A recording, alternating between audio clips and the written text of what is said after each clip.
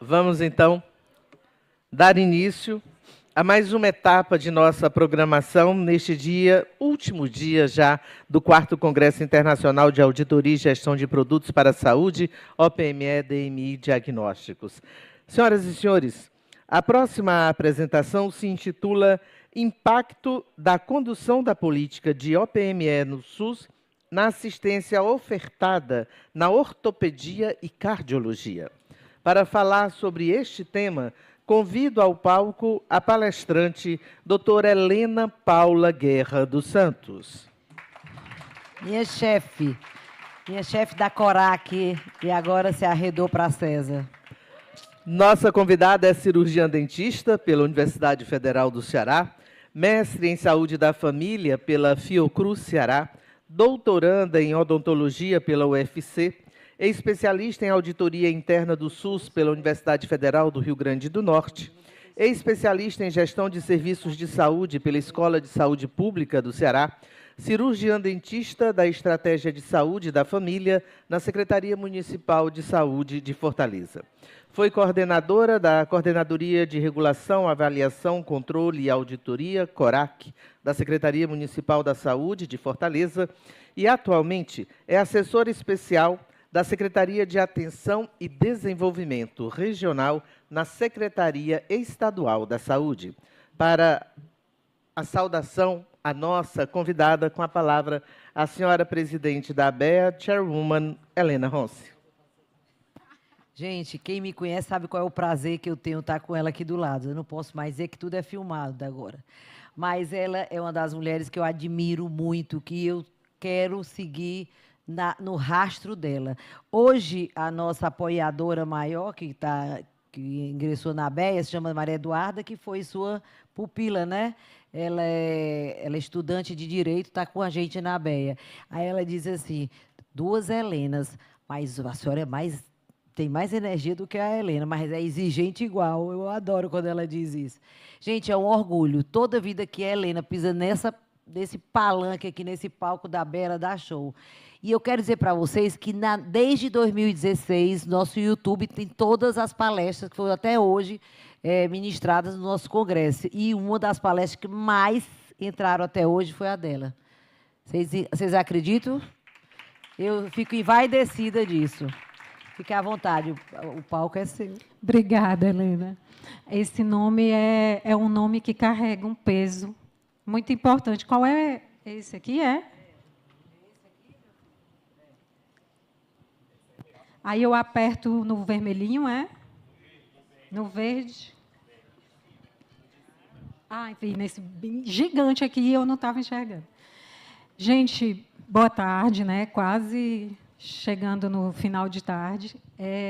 O mesmo prazer da Helena é o meu. Eu digo que eu estive aqui quarta-feira e a gente fica se sentindo pequena quando enxerga o valor das pessoas que passam por aqui. A gente não se sente nem à altura.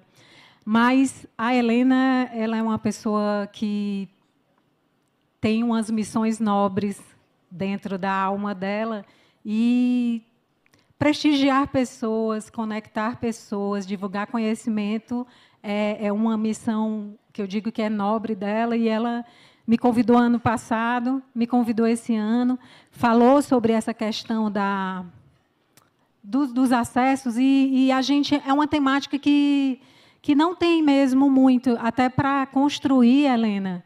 Eu até disse assim, eu nunca mais vou aceitar. É maravilhoso, mas aí eu me desafio muito e tive que buscar para formar. Não sei se era o que você esperava, para a visão que eu trouxe, mas é uma visão necessária, né, diante de como o meu foco aqui, o povo fala muito de viés, não tem como a gente não ter viés. Eu sou extremamente enviesada, porque eu sou uma pessoa que eu tenho muito interesse que o SUS dê certo, então começa daí o viés. Não tem como eu não trazer o olhar do município, porque fiquei 6 anos à frente da CORAC, então tem muito da minha visão municipal. Estou chegando no Estado, tem 2, 3 meses, então tem um pouquinho já do Estado aqui, mas eu espero que a gente consiga dividir hoje à tarde com as visões que eu consegui ter desse assunto, né? eu trouxe os 2 últimos slides da minha apresentação do ano passado, que é exatamente quais são os desafios, né, que essa política deveria estar impactando. A gente tem o alto custo, que é uma coisa que nos incomoda com relação aos OPME, que dificulta o acesso do usuário, né, no SUS. A gente tem a questão da falta dos protocolos, do uso da boa evidência na aquisição desses OPMEs. Desconhecimento dos auditores e gestores, eu já começo a discordar que seja um desafio, porque quem tem uma ABEA, quem tem uma Helena Ronce, não pode dizer que não está tendo acesso à informação. A gente está aqui todo ano com 2 congressos, pelo menos, então já temos uma fonte de conhecimento. O Ministério da Saúde fez pela primeira vez o curso de especialização em auditoria interna do SUS, já vai na 2ª turma. Eu e a Helena fomos colegas nessa especialização. Então, assim, temos movimentos nesse sentido. A defasagem da tabela SIGTAP, eu vou trazer para vocês que está tendo umas novidades aí, a gente vai discutir se já está suficiente ou não. A má alimentação dos sistemas de monitoramento, RNI principalmente, a gente também vai discutir sobre isso. Vou mostrar para vocês os números que eu consegui levantar. E eu trouxe esse desafio novo que não estava no ano passado, que foi uma dor que eu senti muito ano passado, que foi a questão da gente conseguir ter governança sobre a rede para aplicar o que está pensado nas políticas, o que está desenhado nas portarias. A colega ali trouxe a questão da RDC, sobre a obrigatoriedade. Não é fácil, às vezes tem leis que não se aplicam, portarias, RDCs, normas que a gente não consegue. E a gente, como gestor, fica com essa dor, porque a gente... Eu me lembro que ano passado, Helena, tinha uma pessoa do RNI aqui, e eu estava na coordenação, e eu disse, não, eu vou botar nos contratos, você vai ver, vai ser obrigatório. Não consegui, já faço a minha meia-culpa. Não é fácil ter governança, por mais que a gente seja o contratante, por mais que a gente seja quem paga. As soluções são um contraponto dos desafios.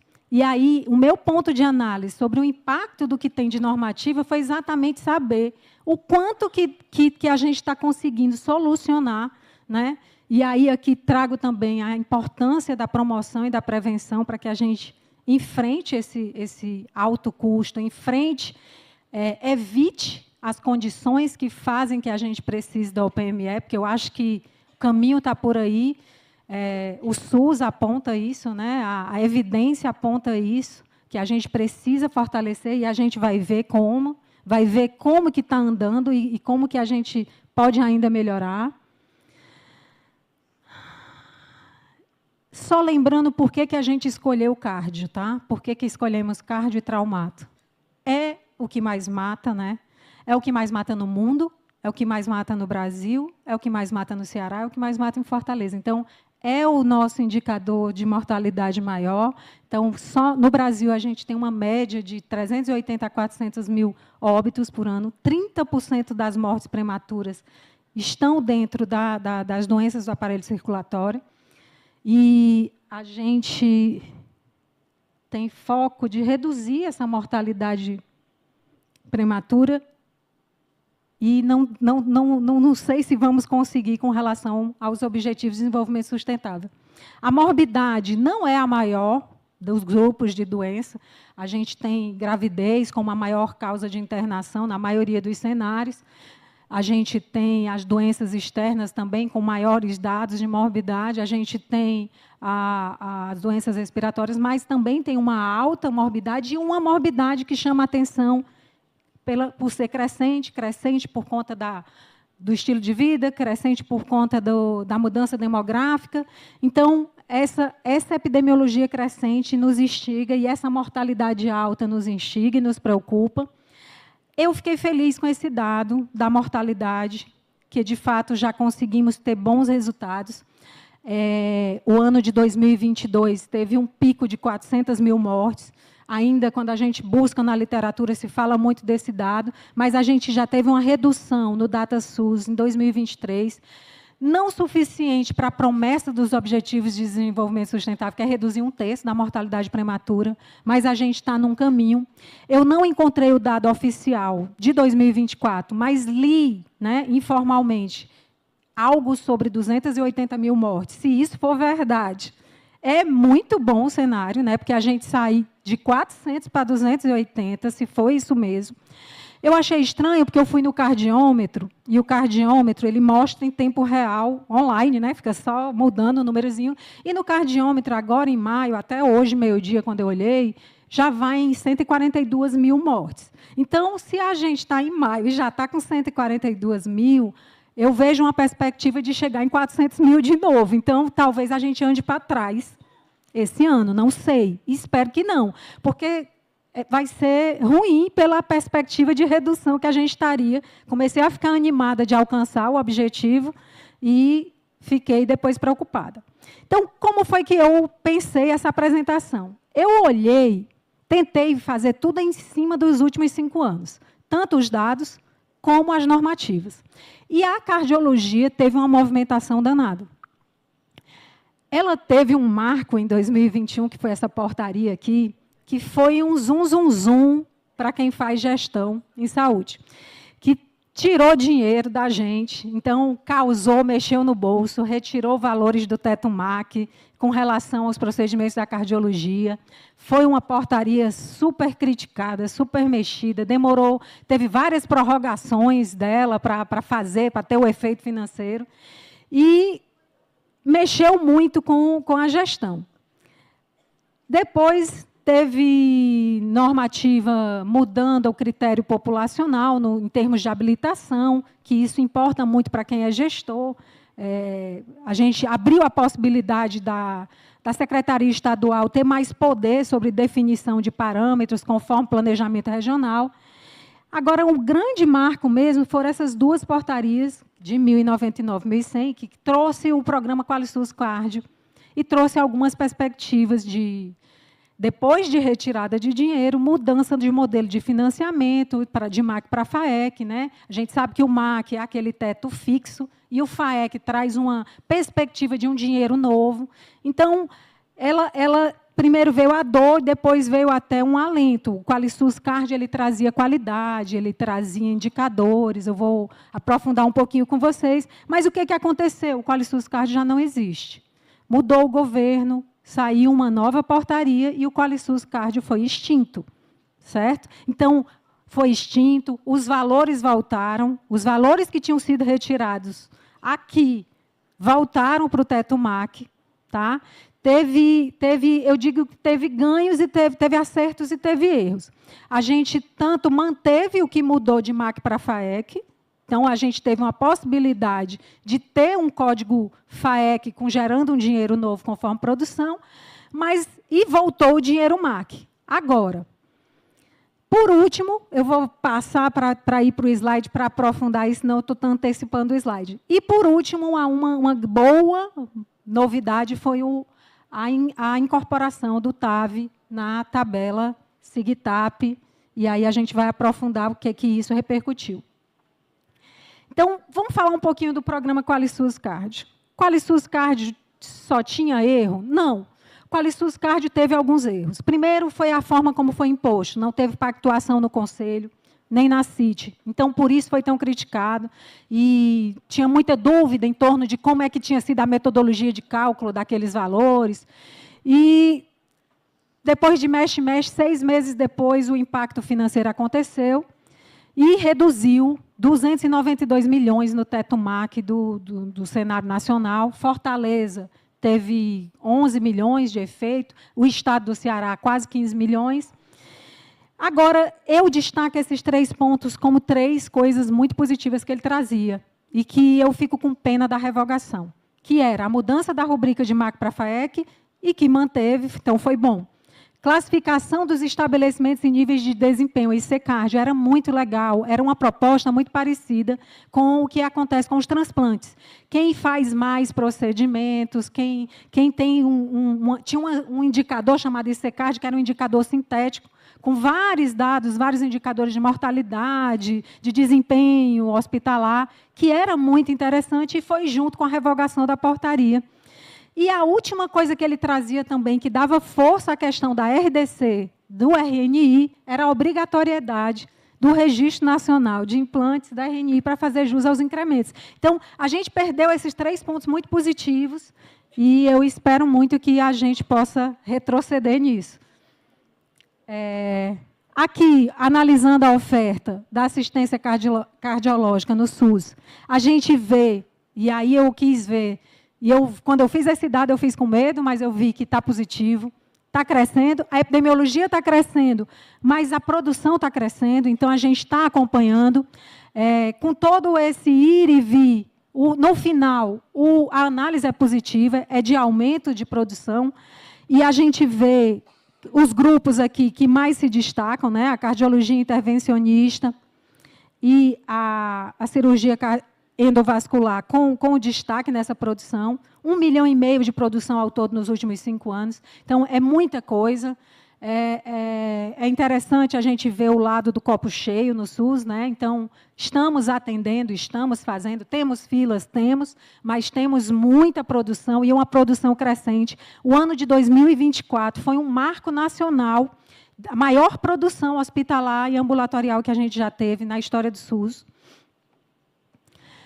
Aqui, por região brasileira, a gente vê que tem disparidades, a gente vê que Norte e Nordeste, proporcionalmente à sua demografia, eles não estão com um desempenho ideal, né? A gente vê a questão da equidade nas regiões, as diferenças inter-região, né?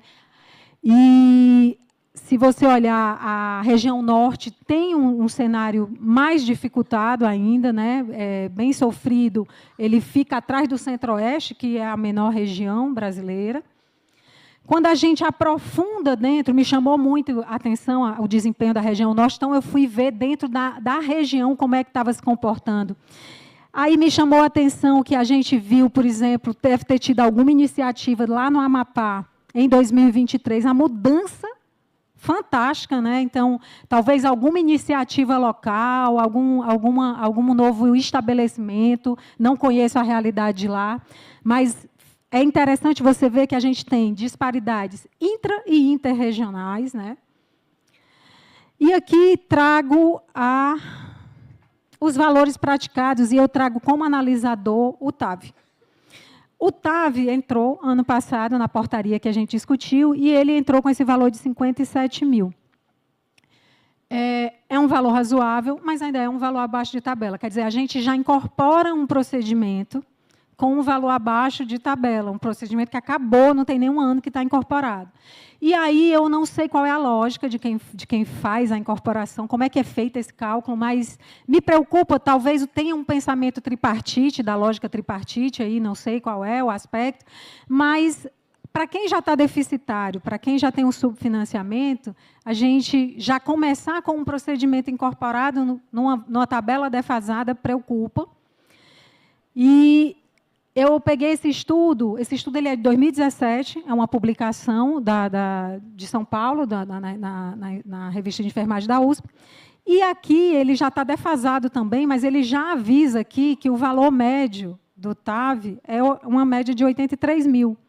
Ou seja, esse é um dos problemas que a gente precisa discutir, essa questão da tabela. Teve movimento? Teve. Teve incremento? Teve. Tem nova rubrica? Teve. Mas é suficiente? Entendo que ainda não. E aí fui ver o que depois que a portaria do TAV foi publicada, como é que está a produção. Então, ela foi publicada, o recurso entra no MAC, né? Entra no FAEC. Geralmente, quando o Ministério cria um procedimento novo, primeiro ele espera que a gente produza uma série histórica, para depois incorporar no MAC como definitivo. Então, a gente precisa estar atento a isso, como gestor. A região Nordeste aqui já começa a animar, ela fica no segundo lugar, depois da Sudeste, e a demografia dela leva para isso. A gente, de fato, teve um bom desempenho, né? Do total dos 338 implantes realizados, 69 foram na região Nordeste, a gente, de fato, teve um bom desempenho, e quando a gente aprofunda, quando eu vi que era um dadinho menor, eu aprofundei no nível do Estado. E me animou muito, também fiquei muito feliz, né, a gente, como cearense que ficamos em segundo lugar. Quer dizer, o destaque do Nordeste veio muito para o Ceará, né? O Ceará entrou ali no meio do Sudeste, no desempenho. Fiquei feliz, porque provavelmente, geralmente, o Ministério espera 1 ano, 2 anos, pega uma série histórica para incorporar o recurso. Então, pelo menos, a gente vai ter um bom ponto de partida. Fui fazer um filtro dos estentes. Por que eu filtrei os estentes? Por causa da obrigatoriedade do RNI. Eu quis comparar como é que está a produção de estentes no Brasil e como é que está a rastreabilidade. Tudo isso é dado público, então foi fácil para mim fazer isso. Então, a gente tem ali cerca daqueles 1,5 milhão, os meio foi só de estente, né? Estente de angioplastia com uso de estente, que é o OPME que nos interessa. Se eu tenho 400 e tantos mil, eu era para ter 400 e tantos mil estentes informados, né? Quando eu vou, que eu olho o RNI, eu tenho... Eu não estou conseguindo ver, vocês estão...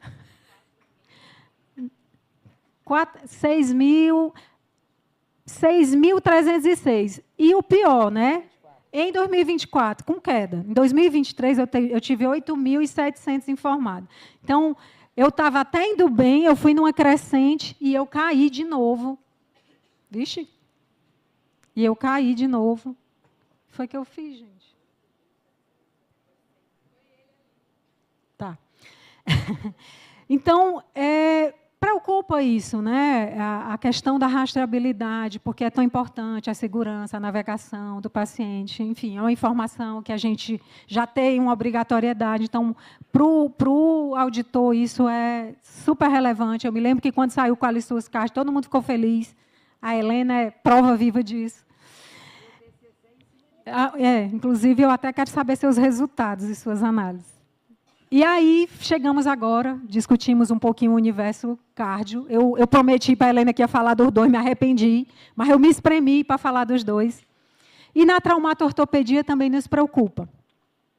Ela não é a maior causa de mortalidade, mas ela é uma das grandes causas de morbidade, e ela é uma das maiores filas, porque ela é uma das que tem mais uso de OPMEs muito caras, né? É um grande gargalo nosso. Então, a traumato-ortopedia tem menos óbito, mas tem uma mortalidade crescente e uma morbidade crescente. A gente tem aqui no grupo das morbidades, é outra coisa que eu queria alertar. A gente não está tendo mais causa externa, não é acidente de trânsito, a maioria são outras causas externas, e o grande destaque nessas outras causas, eu trouxe do jeito que o Ministério agrupa, mas essas outras causas externas é queda da própria altura, né? E eu já tinha esse relato lá do IJF, já tinha conversado isso com a Riane. Dessas 800 mil, eu peguei só o dado de 2024 e destaquei aqui, tá, gente? Que é o maior, porque tem uma crescente. Foram 886 mil pelo motivo outras causas. 500 mil foi queda. Então, assim, uma coisa que a gente precisa, por isso que promoção e prevenção é importante. A gente precisa que a atenção primária atue, fazendo seu papel, prevenindo queda, muito idoso, né? Tem que entrar nos domicílios mesmo, rastrear isso, evitar isso. Aqui, nas portarias, a gente não teve o mesmo movimento que teve lá no QualiSUS Cardio, mas eu vi algumas redefinições de parâmetros, eu vi a questão de fortalecer a CIB também, para delimitar, no caso das habilitações, mas eu trago as OCIs e o PEMAE. Para quem não trabalha com SUS, o PEMAE é um programa que quer dar mais acesso a especialista. E aí ele focou 5 linhas prioritárias para fazer consulta e exame. Cardiologia é uma delas, eu não coloquei lá porque tinha mais portarias interessantes, mas ela também foi beneficiada. A ortopedia, a otorrino, a oftalmo e a oncologia, né? Então, o Ministério da Saúde elencou 5 linhas prioritárias e a ortopedia foi beneficiada, o que significa que a gente vai começar a ter mais acesso especializado nesse sentido e novos valores, que é outra coisa que esse pacote trouxe. Ele trouxe uma visão que a gente precisava no SUS, que antes a gente tinha só a consulta pactuada e hoje a gente tem um pacote com uma visão de organização do cuidado integral do paciente, que a gente chama de OCI. Então, você vai ter ali a garantia daquela consulta, dos exames e da consulta de retorno, e isso é uma tendência. Vai ser fácil implantar? Não, não está sendo. Vai ser fácil mudar esse paradigma? Não, mas é um caminho de luz que a gente enxerga. E ele criou, junto com o primeiro componente do PMAE para consultas e exames, ele criou o PMAE Cirurgias Eletivas. O antigo programa, que era chamado Programa Nacional de Redução de Filas Eletivas, ele rebatizou de PMAE Cirurgias Eletivas. E a ortopedia também foi agraciada como uma dos procedimentos priorizados. O que aconteceu? Ele alterou valores, mudou também a valor de tabela SIGTAP. A princípio, ele usou uma série histórica, incorporou cerca de 700 milhões no teto macro das cidades, mas tinha retirado a ortopedia das cirurgias eletivas e voltou atrás nessa última portaria de fevereiro de 2025. Para quem não sabe, a gente aqui no Ceará tem uma causa na Justiça Federal que corre, pelo menos que eu acompanho desde 2015, e muito dessa causa influenciou até nessa tomada de decisão, porque a gente foi pressionado pela Justiça Federal, e é interessante, né, como o controle social e o controle externo têm que agir mesmo, e, de fato, nos ajudou nesse sentido. Então, foi positivo para a gestão essa causa, porque não adiantava o Ministério corrigir o valor, e ainda assim corrigir de modo defasado, como a gente vai ver, mas retirar a possibilidade da gente estar executando pelo FAEC. Então, na hora que ele volta com o FAEC, por isso que eu trago a portaria como interessante, a gente fica com duas opções. Então, a gente consegue, além de ter um valor melhor no MAC, ter a possibilidade de executar pelo FAEC, que é o que a gente chama de extrateto ou dinheiro novo. Então, para o SUS, isso foi positivo. Quando a gente analisa a oferta, a gente percebe um volume bem maior de produção. Lá era 1,5 milhão, aqui a gente tem 4,5 milhões nos últimos 5 anos na traumato-ortopedia. Lembrando, gente, eu botei aqui um asterisco, eu só usei o grupo mais importante mesmo do sistema. Não tem aqui politraumatizado, cirurgias múltiplas, procedimentos sequenciais, que com certeza iria elevar esse valor e esses procedimentos. Peguei o grupo puro, tá? Tanto na cardio como na osteomuscular, mas aí a gente percebe, né, muito membro inferior, muito membro superior, né, muito tem a ver com as artroplastias, que são as nossas maiores execuções, nossas maiores filas também. E aí, aqui eu pego por região, e aí a gente percebe aquele mesmo cenário, né, de disparidade inter-região, mas também, aplicando a lógica, a gente percebe que o norte ele tem aquele desempenho que sempre chama a atenção, né? O centro-oeste, mesmo sendo a menor região, desempenha melhor do que ele. O sul, mesmo sendo menor do que o nordeste, desempenha mais, né? Ai, não. Aqui não, lembrei. Aqui a gente começa a mostrar a nossa potência no traumato-ortopedia, de fato. Então, a gente começa a mostrar que tem uma boa execução. Lembrei agora disso. Aqui, como a gente teve esse bom desempenho, eu quis ver e abrir mais o Nordeste. Então, fui ver que, de fato, quem puxa esses números para cima é o Ceará, a Bahia e Pernambuco, que são os maiores executores, mas também tem as maiores demografias dentro, né? Então, é compatível. Mas fico feliz que, de fato, é uma linha que a gente executa e a gente vê acrescente, né, no cenário. Está todo mundo crescendo. Mas tem também desigualdade. A gente vê que tem estados que poderiam contribuir mais, que terminam migrando para cá. O IJF é um polo norte-nordeste. Aí, toda vida, essa letrinha pequena me complica. Mas aí, eu trouxe para mostrar que, mesmo com o incremento, 7.961 é o valor da artroplastia primária do quadril cimentada, né? E isso foi recentemente corrigido. Quando a gente analisa, esse é o estudo que eu falei da Anvisa. Esse estudo da Anvisa eu encontrei naquele relatório que eu estava citando mais cedo, eu achei bem legal. Lá no Estado, a gente está fazendo uns chamamentos, uns credenciamentos, e a gente quer trabalhar valor de mercado. E a gente tem uma dificuldade grande de entender qual é esse valor de mercado, que, como o colega falou hoje, varia muito a depender de quem negocia, da quantidade. Então, a gente fica com muito difícil. Eu queria muito, quando eu falei hoje com o colega da Anvisa, era que eu queria que saísse todo ano uma listagenzinha com o valor de mercado para ficar mais fácil o nosso trabalho. Ajudaria muito. E eu adorei essa forma como está organizada aqui. Ele pegou os principais, né, da cardio e da traumatortopedia e comparou, inclusive, por capitais.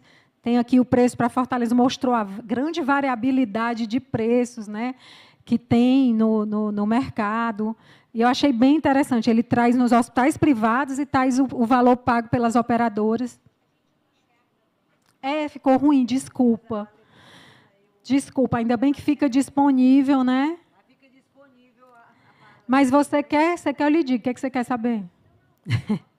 Porque ele traz hospitais privados, aí ele traz o valor do stent, aí ele mostra o preço de São Paulo, e que engraçado, como São Paulo tem uma demografia maior, um poder de negociação maior, o valor é menor. E aí a gente olha Fortaleza, tipo assim, São Paulo é 12 mil stent com fármaco. Agora, esse dado é de 2020, tá, gente? E pelo que eu vi dentro do conteúdo, parece que o parâmetro é de 2012. Então, assim, 12 mil stent com fármaco em São Paulo e em Fortaleza 17 mil.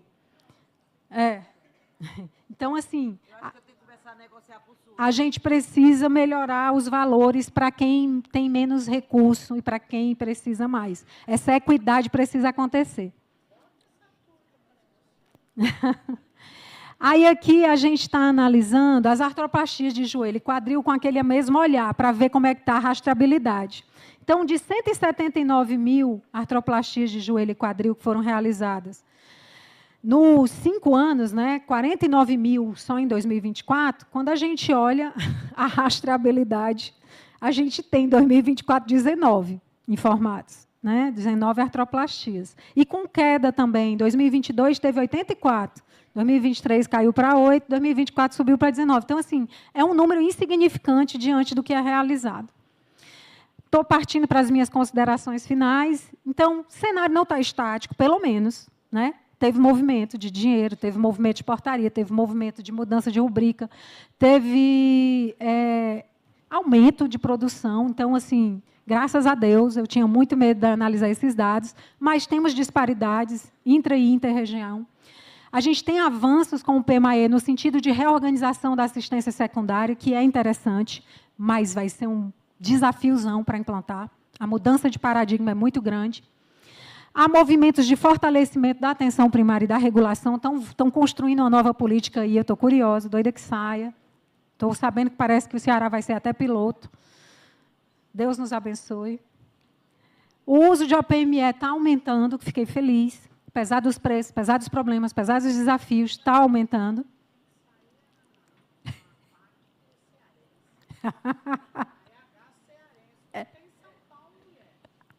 Mas sim. Deus queira, Deus queira.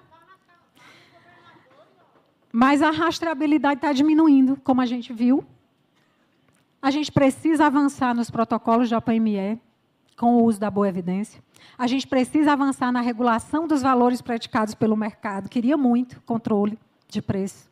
Queria muito uma visão clara dos valores de mercado e uma atuação maior nesse sentido. A gente precisa avançar na indução local e federal. Local, e aí eu me coloco, talvez, como Estado, assumir isso, já que a lacuna ficou agora, né? Mudei, não consegui no município, pode ser que agora no Estado. A gente consiga avançar nessa indução da alimentação do RNI. Avançar. Penso que o Qualisus Card devia voltar com o que tinha de bom. É uma visão que eu tenho. Aquela parte boa deveria voltar. Avançar na equidade, avançar na governança sobre a rede, cheio de normas, cheio de portaria. Interesse público é prioridade, mas a gente tem uma dificuldade de ter governança, tanto na rede complementar como na própria, mas eu acho que todo mundo que quer se dizer SUS tem que se submeter ao interesse público como maior interesse.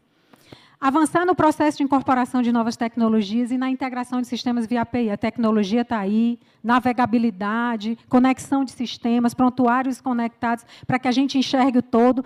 Nem precisaria do RNI, se tudo tivesse integrado, o prontuário do paciente visível para mim. E eu acho que nosso avanço de inteligência artificial, de sistema, já dá para isso. Ano passado, eu falei sobre o desenvolvimento democrático e sustentável, que era um grande desafio, mas eu acho assim, gente, inverter de verdade o modelo de atenção que é praticado, que a gente vê aí, quando a gente vê que queda é um dos nossos maiores problemas na ortopedia, que a gente está morrendo de gastar, né? Com o OPME, a gente podia estar evitando as quedas. Então, quando se fala de doença crônica, a gente precisa, de fato, tentar fugir. E eu falo isso, mas nem digo que consigo, como eu prometi, foi coisa ano passado e não fiz. Mas a gente precisa, de fato, ter um modelo de atenção às doenças crônicas. E era isso, Helena. Ei, obrigada. Sente aqui só um minutinho. Eu anotei aqui umas coisas que você me falou.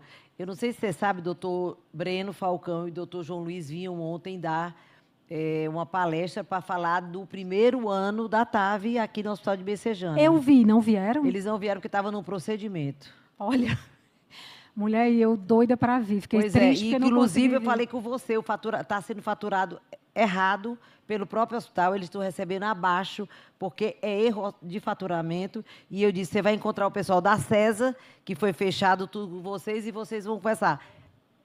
Eu acho que tem que passar para outro grupo. Eu acho que eu vou ser cardiologista agora. Mas, olha, o principal, você botou que a mortalidade aqui em 2022, aqui se deve um pouco por causa da Covid, né? Ainda as consequências respiratórias e tudo, eu acho. Que eu não sei se talvez não, Helena, mas aqui dá... na verdade, 20 e 21 foram 2 anos atípicos, né? Porque a mortalidade foi maior por doenças infecciosas. E teve aquela loucura na mortalidade materna. Respiratórias e tudo. Foi muito... Mas 22 também, a gente tem um avanço muito grande. Eu tenho falado, não sei se ela está aqui, a Jaqueline... Tu está falando das complicações pós-Covid, né, no caso. Jordana, que é uma ex-aluna minha, da Estácio, e me socorre na CESA, é uma menina, assim, extremamente maravilhosa, e ela sabe o que eu tenho tentado trazer de gente de fora, que eu acho ótimo como é de fora, porque eu tenho ela, quando é de dentro, eu não consigo, porque é dentro da nossa casa, mas é porque tem fila mesmo, né? Mas a gente tem feito limonada com só um limão, às vezes, sabe? E, falando do RNI, o RNI ganhou um upgrade muito grande quando teve o Qualis, porque se pagava para aquele que fazia os registros. Quando tirou o dinheiro, aí hoje, no meu TCC, médico diz assim, se você quiser que eu anote, eu paro de deixar... Se são 6 cateterismos pela manhã, eu só faço 4, porque eu vou anotar o RNI, vou levar tempo para isso, então eu vou reduzir o procedimento. Então, eu fui dar uma aula pela Faculdade da Unimed em Araguaína, cheguei lá, me deparei com um hospital em Horizon, o nome do hospital, que faz o registro do RNI.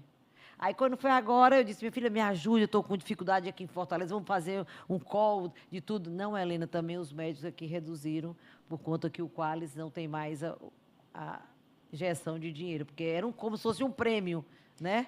Helena, eu vejo como solução, de fato, voltar aquela parte do QualiSUS Cardio lá, porque aí aqueles incrementos que vão vir com a classificação em nível A, B, C, vai causar o interesse, aí você põe uma pessoa para fazer isso. Não é o médico que é para fazer. É para ter uma pessoa administrativamente alimentando esse sistema. Agora, você precisa também dar mas o incentivo. RNI não é só para saber dados, ele também é para pegar aquela equipe que erra mais, aquele hospital que tem mais infecção, é um apanhado de muita coisa. Sim, eu estou só falando que tem que ter um mecanismo indutor, sabe? Tem, e a enfermeira ajuda muito nisso aí. A regra por si não...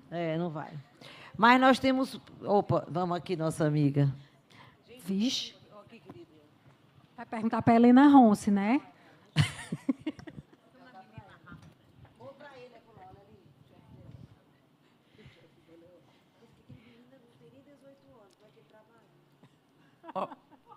Eu quero parabenizar você pelo seu conhecimento do SUS, que não é fácil tudo que você nos explicou, perfeito, correto. E isso nós estamos falando a verdade, né? Nós estamos falando a verdade. A gente incorpora coisas que a gente não sabe quanto custa.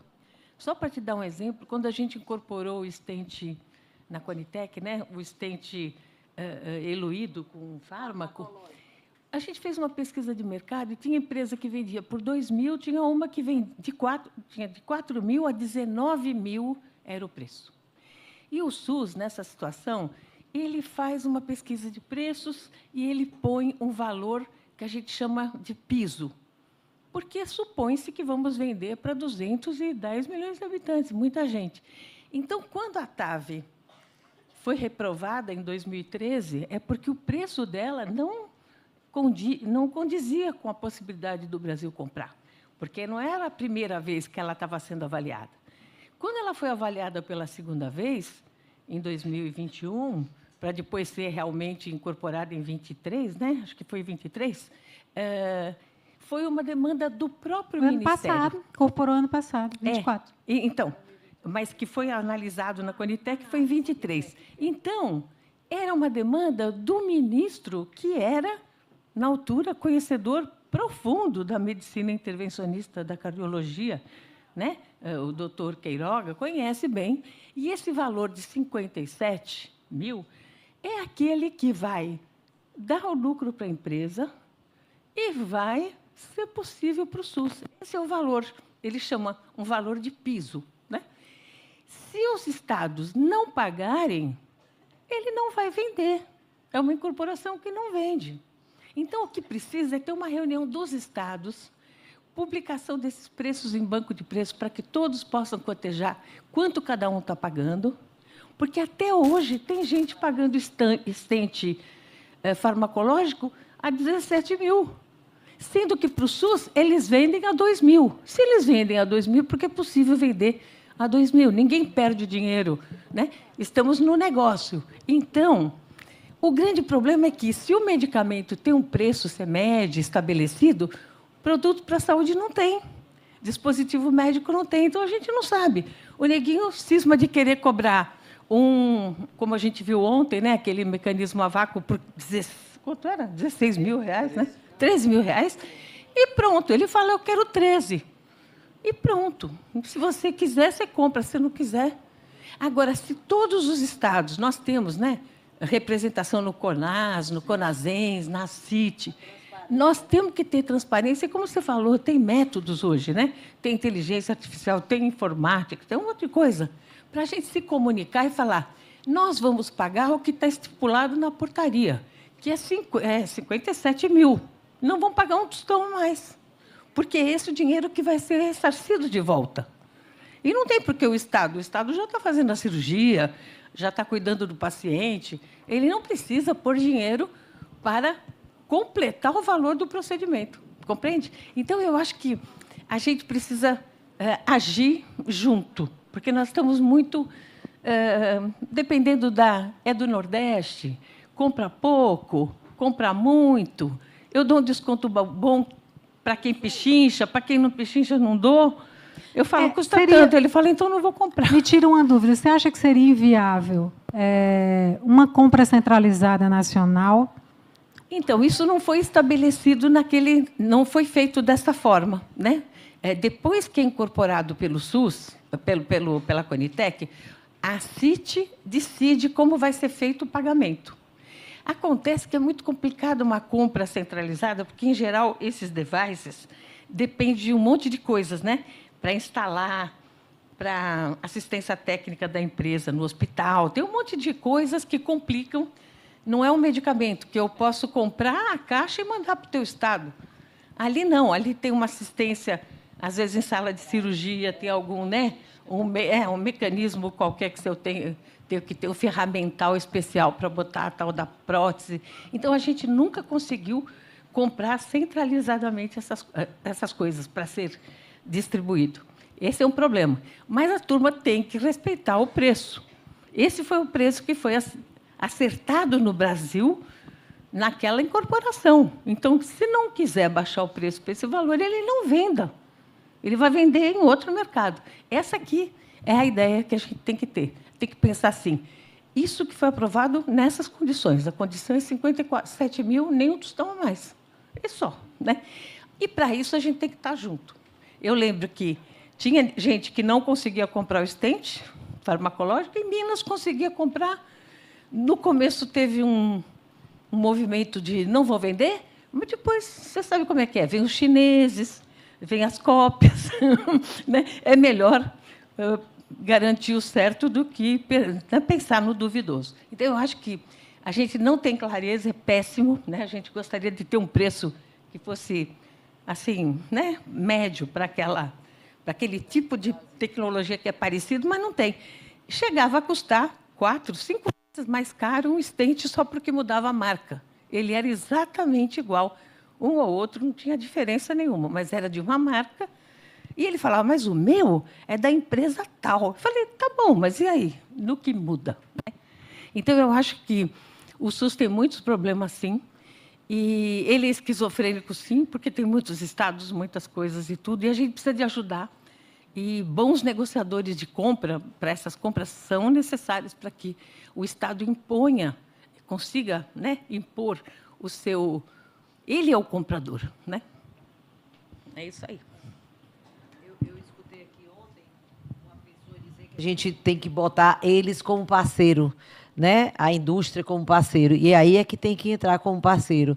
Porque eu me lembro quando eu trabalhava numa operadora de saúde, que eu descobri que eu pagava 14 mil pelo kit de risiotomia, e uma grande operadora que tinha demanda maior e mais usuários pagava 7 mil e pouco. Eu fiz uma reunião lá na operadora que eu trabalhava e botei os 7.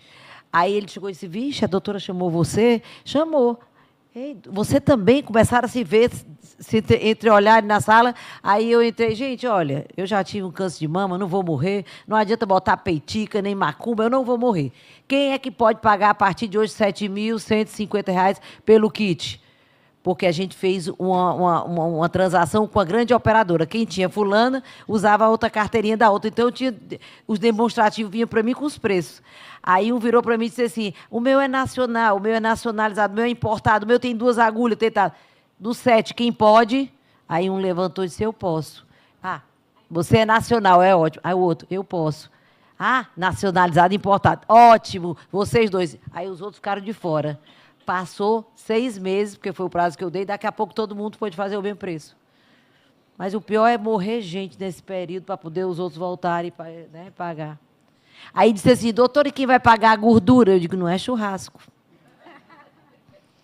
Gente, eu já tive medo de morrer, sabia? Mas, graças a Deus, não tenho mais, não.